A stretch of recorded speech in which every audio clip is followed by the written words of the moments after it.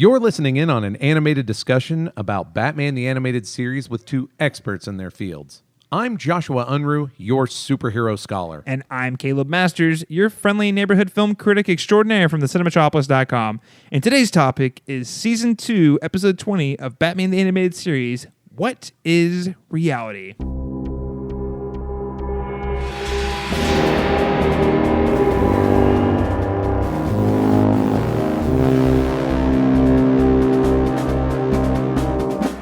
Caleb, you love this episode. Love's a strong word. I loved it, and then I rewatched it. I still like it. But this goes back to a conversation we had about the last Riddler episode. The way in which people in the early 90s visualized technology, including video games, has not aged particularly well. That said, yes. I do find it fascinating. Also, all of the actual Riddler stuff in this episode is 1,000 times better. Much better. The worst Riddler riddle in this episode is as good as the best in the last one. And they come fast, man. They're throwing riddles at you a million miles a minute. I mean, right out of the gate, you have several riddles that are themselves actually the riddle. Like, it's fascinating. Like, right away, the game was leveled up. Unfortunately, as we've discussed on the last couple episodes, the game was not leveled up on the title card. No. This title card was pretty lazy. I was like, cool, a 3D rendered Gordon with digital titles over it. I mean, I guess at least it's not papyrus. So the calculator font, I'm sure there's a real name for it, but your old digital calculator font. Yeah. Not bad. I like it. I mean, I would not want to see that now, but 1993, 94, okay, right? That's not terrible. But the rest of it, we've talked about it in the last couple episodes where it was like, that's just kind of generic. I don't really know what I'm supposed to know about the episode from this thing. It doesn't really tell you anything. You just know Gordon's going to be involved somehow. And it's reddish, which the virtual world turns out to be reddish. Okay, listen, I'm telling you, they looked at virtual reality and they looked at a virtual boy. Okay, so some gamer knowledge I'm going to drop on you because I love video games. Is that the Virtual Boy came out about this time. I want to say it was 93, 94, maybe 95, somewhere in there, which was a successor to the Super Nintendo that failed epically. And the Virtual Boy failed epically. Yes, it was a massive flop. And it was this little tiny, Google it, it was a little red thing that stood up and you looked inside of it. And the reason I noted... Oh my God, I remember this vaguely. Okay, so the reason it's worth noting is because you notice how there's a red tint over everything in the virtual world. The Virtual Boy, everything was red when you looked inside of it. Everything you looked at it. And it was awful and it hurt your head and it didn't feel like actual virtual reality. But it was the earliest, air quotes, virtual reality console. And so I'm wondering if there wasn't a lot of draw of inspiration there. And especially because, as we mentioned in our last episode, the show borrowed some Nintendo sound effects from the Super Mario Brothers. Yeah. So I for the visual style, I'm sure they were looking at what is virtual reality at that time, and that was probably the closest thing they had. Sure, Virtual Boy. You can't blame them. Also, it's a little bit, as you say, some of the other things that we've brought up. The way that AI is treated in Heart of Steel is very rudimentary and somewhat confusing because they want to do high tech, but also Metropolis. I mean, these weird choices that are part the time and part just weird choices. Okay, so weird choice. I don't understand the whole Batman's like, here, I'll put this radio in my ear, so it'll be half in virtual reality, half in the real world. I'm like, what's going on? That doesn't make any sense. That's the thing. We were in an actual physical maze in the first Riddler episode. If everything that happened in the virtual reality just happened in an actual physical maze, we would not be having this conversation. We would only be talking about how amazing the Riddler stuff is. Exactly. Right? Exactly. The Riddler stuff is all legit great. Very good. And the idea that Edward Nygma wants to become an actual enigma, no, an actual cipher. Brilliant. Makes a lot of sense. I loved how he was trying to eliminate his identity and become his own person. I just become as you said, an enigma. He wanted to become the Riddler. And to separate the Riddler from Edward Nygma. Both literally and figuratively. I am not that guy anymore. And even I really like the callback where it was like, this was supposed to be a personal matter, but you stuck your nose in, and now I'm the Riddler, and now you have to deal with me, Batman. It's great. Yes. All of that stuff is great.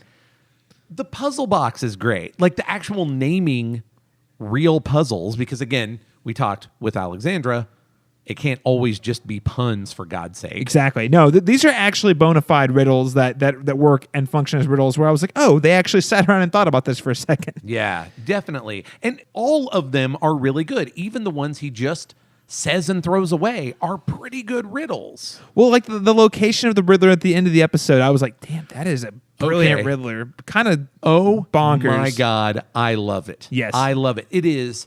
It works. It's a double meaning thing. Yes, it works it's so well. so arcane. It's obvious. Like, a lot of times, the most dangerous Riddler riddles don't even sound like riddles. But when he's like, if the globe were equitable, I would still have my old job. Yeah, exactly. And I'm just like, what? Like, that's obviously a thing. Notice a thing I mentioned that I didn't like about our first Riddler show.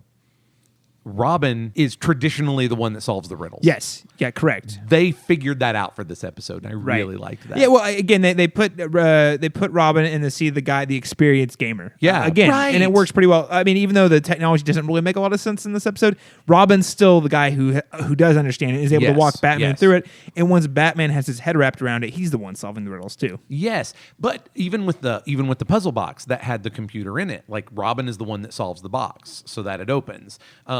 At the end, Robin is the one who solves the groaner. That's what made me think of it. He's like, oh my God, the World's Fair exposition. I mean, I like that. I think Batman is a detective. Free association is not necessarily a thing that a detective should be good at, but the kid who was raised by a detective should be the one who's solving the riddles. I like it. That made me very happy. I get it. I like it. And what did you make of the use of Commissioner Gordon as kind of the MacGuffin in this episode? I thought it was a little weird because the Riddler never had a real grudge out against Commissioner Gordon per se. The part that I like is that we damseled Gordon, right? I mean, I don't know of a female character that would have filled the bill, but this is that damseling nonsense we did in Day of the Samurai, where, of course, the student that gets kidnapped is a girl, right? So at least they damseled Gordon. That's very different. I kind of like that. I guess if I just assume that Gordon is bait and it's not personal at all between the Riddler and Gordon, he just knows that Batman will get invested. Okay. That makes sense. I mean, that's as far as I'm willing to go. We wanted it to be in police headquarters. There's a lot of stuff that happens in this episode. It's not bad. It's just like, you guys could have chosen to do that differently. It didn't have to be in police headquarters. It's not bad that it is. It was weird that it was. I thought it was kind of weird. Yeah. It was okay. I will say the weird. What are you going to do? Mail stuff to the Batcave? Exactly. I did think it was weird that Robin was at the police headquarters and had found this mysterious box, and Batman was off chasing the Riddler, only for the Riddler to send him to meet up with Robin at the police station. It was strange. That is the kind of thing I would expect the Riddler to do on purpose, right? But it needs to have like a lampshade hung on it that Riddler did it on purpose. Exactly. But instead, in this case, it's Batman went to solve the set of riddles to go to the DMV, where things went very poorly for him, like unexpectedly poorly for just a couple of mooks up against Batman. It went bad for Batman. It's not quite the Xanatos gambit that I would prefer from the Riddler. Well, it's just interesting because it's like, why didn't Robin just call him and say, Batman, I think there's a mysterious thing with question marks all over it here. You might want to take a look at this. Yeah, I don't know. But it wasn't a huge deal. It was No, just, it was a weird fine. thing I noticed at the beginning. Yeah, it's not bad. It's just certain choices, right? And I'm willing to overlook all of it. Sure. Because they do all the Riddler stuff really good. They do great. Yes, the Riddler is A+. I mean, come on, Nightfall. The Nightfall, that was a good nod. Man. That was a great nod. And that one's multi-layered too, right? You've got the chessboard with the knight, you've got the Dark Knight Detective, and then Nightfall. Night falls over. The first time I heard that, even this time revisiting it, when I heard it will be the end of the day, I was like, oh yeah, it'll be the night. Sure, so move normal. But no, it's Nightfall because he falls through when he cheats. Anyway. It's great. I'm obviously way too excited about the Riddler. Speaking about the chessboard. No. This is great stuff. It's A+. Speaking of the chessboard, though, really great visuals outside of the weird red tinted thing they did. Yeah. Which isn't necessarily bad. It's just weird. Again, why would you choose Why would you do that? But, I mean, like, the chessboard was amazing. I love the flying around on the Pegasus, the star constellations.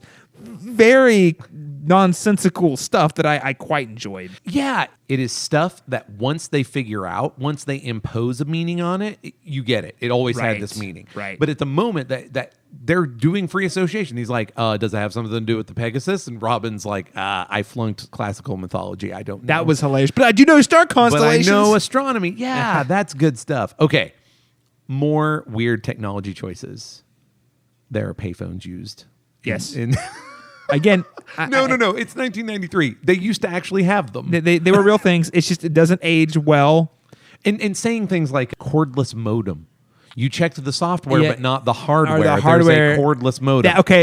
That incredibly prescient, right? That's when he basically said that, Wi-Fi. I kind of rolled my eyes because I was like, wait, they didn't have that tech then? No, they didn't have anything like that. He basically said Wi-Fi.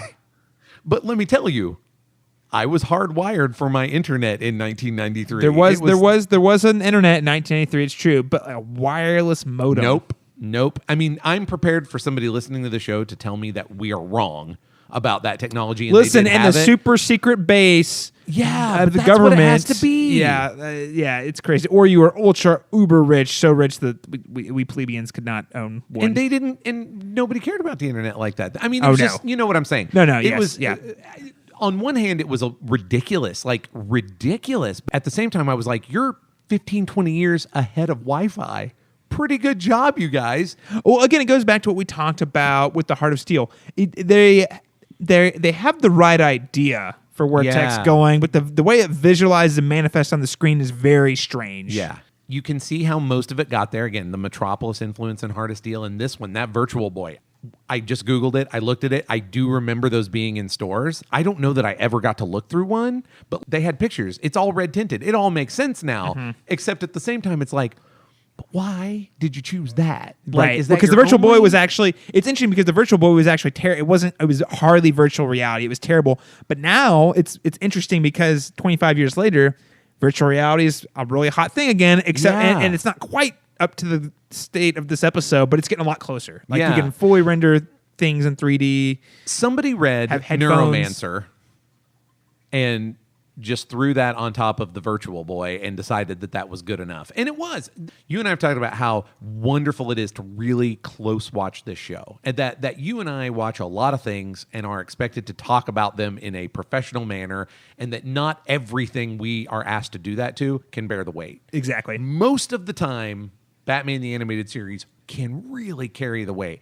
And then every now and then, you run into one where you're like, well, the Riddler stuff really works, but the rest of this is just a hot mess. Like, why would you even do this? And the answer is because they were making a 22-minute children's show. Yes. And it's fine. It's not even a complaint. I actually feel like in some ways this could have been a much longer story because when you look at it, we really don't get to the virtual reality stuff until, 8 to 10 minutes in? It's true. This could have been a two-parter. You could have had the real-world Riddles DMV hard copy stuff leading into an entire episode of dealing with the virtual reality. Because as it moves very fast, and I was surprised by how long it took to get to the virtual reality. And once we got there, it was very cool, but I was like, oh, you could have done a lot more with that. Now, again, no complaints, but it feels like this is one of those episodes. I mean, if you pick Heart of Steel and the Feet of Clay as two-parters, I'm like, you actually probably could have done a two-parter here. Yeah. And it would have done a better service to the Riddler and maybe fleshed out some more of our things we have issues with. I agree with that. That makes a lot of sense. I wish they had done that. I mean,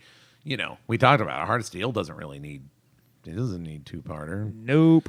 It makes me think of other episodes, too, where I'm just, what is a better virtual reality episode than this? It's not a better Riddler episode because it's not a Riddler episode, and this one nails the Riddler stuff. But the Mad Hatter episode we talked about, the Perchance to Dream, is a much better virtual reality episode than this is. Yeah, I'd agree with that sentiment. Yeah, because it's using technology, but we don't see it. It's not as visually, because he's actually doesn't mess with the visuals. No. It's hand wavy over the technology in a way that aged better because we don't have it yet. Probably, I mean, kind of like Dr. Hugo Strange's mind reading thing. We don't have that, so it can still look super sci-fi, whereas this looks super dated. I don't know. You can't blame them for that, I guess, but you've done a better virtual reality episode. It's weird. But I am prepared to overlook all of it because the Riddler stuff is so good. And you know what? I think the way that Batman beats the Riddler is pretty clever. He realizes that basically the Riddler's the host of the technology, and all he does is overload him by creating too many clones of himself. Yeah. That's kind of okay. I liked it as an ending to this episode, but I was also sitting there going, you guys really don't understand how programming works like oh, at no. all. Not even close. Listen, I don't understand how programming works. Listen, Joshua, the internet is just a series of tubes. It's just tubes. Yeah. No, that's kind of, again, early 90s, people didn't quite have their heads wrapped around the internet anyway. You are so right, because this is right around the same time that on Buffy the Vampire Slayer, they are scanning occult books with a hand scanner that does not work that well in real life and accidentally putting a demon in the internet. Monsters. And then expecting the internet to work more like we would use it now. Like they were basically, it was just magic. It works however our fiction needs it to work. And in some ways they wind up being prescient, right? Like the chat programs from Buffy and the wireless modem here are kind of foretelling what things will be. And they put demons on the internet, and it worked because there are lots of demons on the internet. Yeah, now we just have people on the internet that are bad enough. Yeah. So it's totally an example of they just didn't quite have a handle on it, and it's just anyway. I don't care. Riddler's great. Yeah, okay. This is my refrain. So here's how I like to think of this episode. The Riddler stuff, A++. Rest of this episode, pretty nonsensical, but it's fun. Conceptual and visually cool. A++. Execution C-. Yeah, I think so. I'd love to see this episode let breathe in a two-parter with a little more hand-wavy nonsense, like Mad Hatter stuff. Well, and the thing this also makes me really want to do is I believe there is one more Riddler episode where the Riddler's featured prominently as the one bad guy, and this ends differently than I expected it to, so I'm interested to see where it picks up with him. Yeah, okay, because let's talk about the poetic justice at the end. As the Riddler, a man who prides himself on his mind, is then apparently basically trapped in a prison of his own mind. Yeah. I get it. I'm not sure this episode earns it. I don't think it earns it. I think it's a cool idea. It's the way it gets there. Using the technology as an excuse for him to do that, I don't think is the way to do it, at least not this quickly. Yeah. Maybe, I think we absolutely could have gotten to a place in our theoretical two-parter. Yeah. Where trapping him in his own mind. Well, I mean, you could works. show how the obsession with the technology drives him to that point a little bit more. Oh, yeah. But like this episode doesn't really have enough time to touch on any of that at all. Oh, yeah. Imagine if he had sort of been integrating the virtual reality stuff like into his own mind to expand his abilities. But now we're writing a whole different episode. But you could, because it's not like Gordon and the police department were super important. Exactly. Interesting. I still like all the Riddler stuff. I still think it's great. I think it's a recommend. Yeah, I think this is a great watch. I mean, so far, this is the best Riddler episode we've watched. Yes. And they really, we complained about it. We said, why are you going to give us these junk riddles in his debut? Why are you going to give us these junk riddles when you've clearly at least done enough thinking to get this like 3 sharps thing? That's amazing. What happened, Joshua, as you put it in the last one, they were writing that one at 4:00 on a Friday. This one, they're like, guys, it's Tuesday morning. We still got 4 more days to go. Get your coffee. We're making some riddles. Yeah, absolutely. It gets recommends from me. It sounds like from you as well. So we'll go ahead and close out as we always do, making some alternate media recommendations. And I do have a couple. Yeah, tell me about them. So first and foremost, anytime I can talk about the show Black Mirror, I will do it because it's really great. It's like basically the Twilight Zone with technology, showing like how twisted technology can be. And there's an episode specifically in season 3, episode 2. That was the first season that had premiered on Netflix. They're in season 4 now, so it's a couple years old. It was called Playtest. And it's about a guy who is experimenting with technology, gets obsessed with it, and then gets so obsessed that he loses the lines between reality and virtual reality or augmented reality all blur together. And then even you, the viewer, don't know what's real and what's not anymore. And it is A+. Black Mirror. That. Yeah. It's so good because you start playing mind games. You are using that character is a great way for you. You plug into him. And you see everything from his perspective. Mm-hmm. So you were just with him. You're like, dude, I don't even know what's real anymore. And it gets really scary. So a thing, I have a conversation with people a lot that people want to act like the camera in your movies and TV are reliable narrators. They are not reliable narrators. Now, they can be more reliable, like almost 100% reliable narrators. They can be very unreliable, but I like it when somebody takes the time to play in that space where you, the viewer, also cannot trust what he's this saying. narrator, Yeah, this visual narrator. Exactly. And, we've seen stories like that because the person has some sort of mental disorder or whatever. No. This is the technology specifically that is driving this person to question his reality. And it's really fascinating. So I definitely recommend that. Again, Black Mirror, Season 3, Episode 2 playtest. It's 1 hour, and it's a one and done. The nice thing about that show is every episode's a standalone story, so check it out. And fun fact, it's directed by Dan Trachtenberg, who worked on 10 Cloverfield Lane, a really, really great film in the best Cloverfield movie. Also, why not? We've all seen it by this point, but the Matrix movies. And, people trapped inside a computer program. Whatever you think of them, you should think of them when you hear about this Riddler episode. Yeah, I think What Is Reality is the perfect fit. It goes hand in hand. They both came out in the 90s. I like all of the Matrix movies. The first one, inarguably, sure is the best one. I actually like the second one. Third one's a little weak sauce, but I think they all fit. And then lastly, this is kind of more of a dark horse pick, Dark City, which is another movie about kind of losing your footing in reality and not trusting what you're seeing as the audience. You are in the shoes of a character who doesn't know what he's looking at, if it's real or fiction. And I think that also does a really great job. That film does a really great job at it. And I highly recommend you check out the director's cut. It actually came out about the same time as The Matrix, but definitely got a lot of critical acclaim, but not nearly as many people saw it. It's an Alex Proyas film, his best one hands down. So I highly recommend that. Joshua, what about you? Okay, I'm going to go back in the Wayback Machine. 1995's Virtuosity. Ooh. So, actually close to concurrent with this episode. This episode would have been about 93. Yeah, I think 93. 94? Yep. So, close to this and a much sharper grasp on what AI would be like eventually and what the sort of internet or virtual reality would be like. If you have not heard of this film, I do recommend it. I'm certain it also has not entirely aged, but as I was in high school when this came out, it's fine for me. But Denzel Washington is a policeman, a cop, who is imprisoned for killing the psychopath that killed his family. And he is enlisted to work with an artificial intelligence who turns out to be a psychopathic killer. What? Who escapes into a android body. That psychopathic killer escaping into an android body is my personal first brush with Russell Crowe. What? That's awesome. You are watching Denzel Washington, who is always amazing. He's just Denzel. Go up against Russell Crowe, who is doing a pretty interesting kind of Jokerish Riddler thing. It's not quite as over the top as that, but he is very much like a theatrical, psychopathic supervillain murderer. I like it. He's fighting Maximus and also Jor-El. All at the same time. Yeah, it's all true.